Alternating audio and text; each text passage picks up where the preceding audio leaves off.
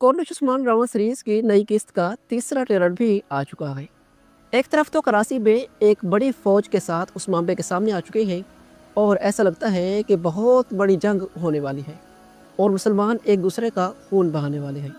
दूसरी तरफ कबीले के अंदर बाला और हलीमा की मुलाकात हो चुकी है और सबसे ज़्यादा हैरत अंगेज बात यह है कि हलीमा को बाला ने गले लगा लिया है और ऐसा लगता है कि ये राज फाश हो चुका है और बाला को अपनी वो बेटी जिसके लिए बरसों से रो रही है, जिसे कई साल पहले दफन कर चुकी है, अब वापस आ चुकी है और बाला को मिल चुकी है।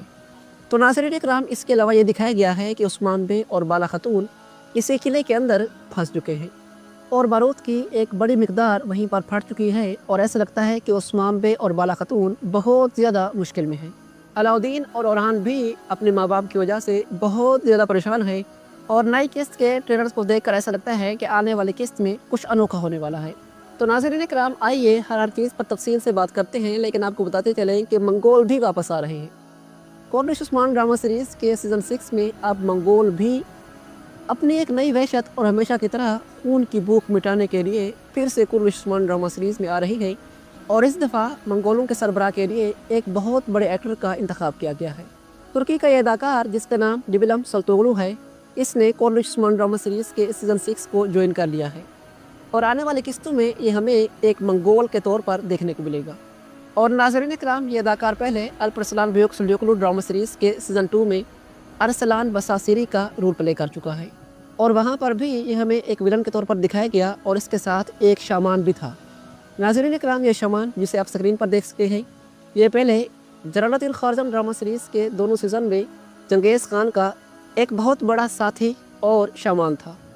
आप यूँ कह सकते हैं कि जिस तरह अर्तुगरुल गाज़ी ड्रामा सीरीज़ के अंदर नोयान के साथ उलू बिल्ची हुआ करता था, तो इसी तरह ये भी चंगेज़ खान की एक बहुत बड़ी ताकत था। और नाज़रीन इकराम, अगर कॉर्निश उस्मान ड्रामा सीरीज़ के अंदर भी इसी अदाकार को एक मंगोल शमान के तौर पर हमारे सामने पेश किया जाए तो वाकई में बहुत मज़ा आएगा, क्योंकि शमान के तौर पर इसकी अदाकारी बहुत ज़्यादा कमाल की है। और वैसे भी हर मंगोल कमांडर के साथ एक ना एक तो तबला बजाने वाला होता ही है, तो हो सकता है कि इसी को ही लिया जाए। तो नाज़रीन इकराम, बहरहाल मंगोलों की entry Cornish Usman drama series के सीज़न 6 में होने वाली है और मेरे ख्याल के मुताबिक तकरीबन किस्त नंबर 175 में आपको मंगोलों की नई ताकत बिल्कुल नए अंदाज में देखने को मिलेगी। इसके अलावा अगर देखते हैं कराची और उस्मान की तरफ, तो दोनों तरफ बड़ी बड़ी फौजें देखने को नज़र आ रही हैं।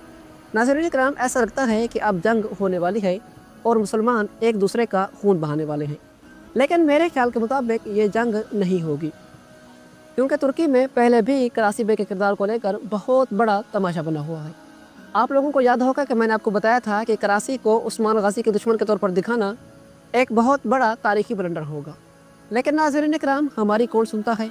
मोहम्मद बुज़दाग ने बुरसा की फतह में ताख़ीर करने के लिए कराची को उस्मान का दुश्मन बना दिया और कराची के लिए जिस नए अदाकार का इंतखाब किया उसे तो हम दोस्त के रोल में देखना भी नहीं चाहते थे। तो नाज़रीन इकराम, हुआ कुछ यूँ है कि तुर्की में बलकैसर यूरिक तुर्कमान फेडरेशन की तरफ से कराची बे के किरदार को कॉर्निश उस्मान ड्रामा सीरीज़ में गद्दार के तौर पर दिखाने की वजह से बहुत बड़ा एहतजाज शुरू हो चुका है और ये पोस्टर आपके सामने है जो लोगों ने उठा रखा है। इस पर वाज़ेह तौर पर लिखा हुआ है कि ये सब कुछ रेटिंग्स की वजह से किया गया। तो नाज़रीन इकराम, ये मैं अपनी तरफ से नहीं कह रहा, बल्कि सब कुछ आपके सामने है।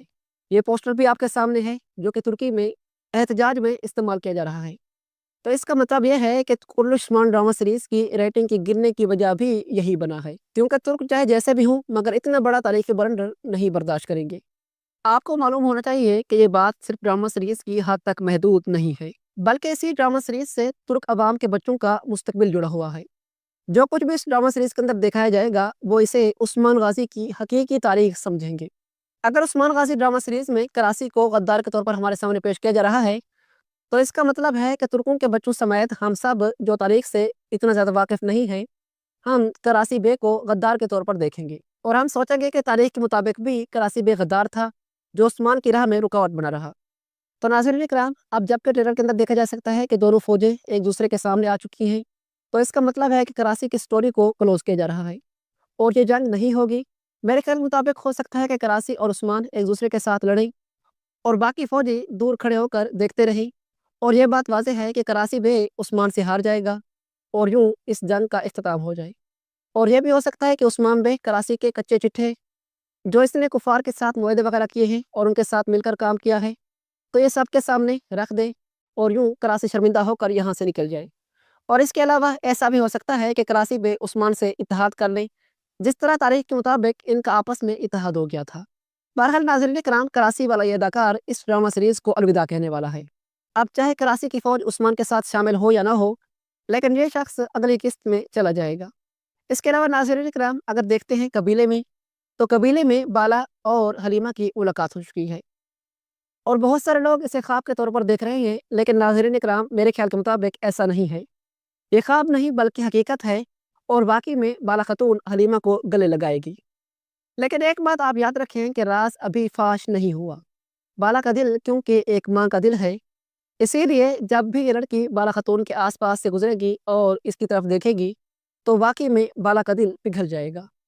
تو اگلی قسط میں حلیمہ بالا کو مارنے کے لیے قبیلے آئے گی اور یہیں پر اس کی بالا سے ملاقات ہوگی۔ اس کا مقصد بالا کو قتل کرنا ہوگا، مگر بازی پلٹ جائے گی۔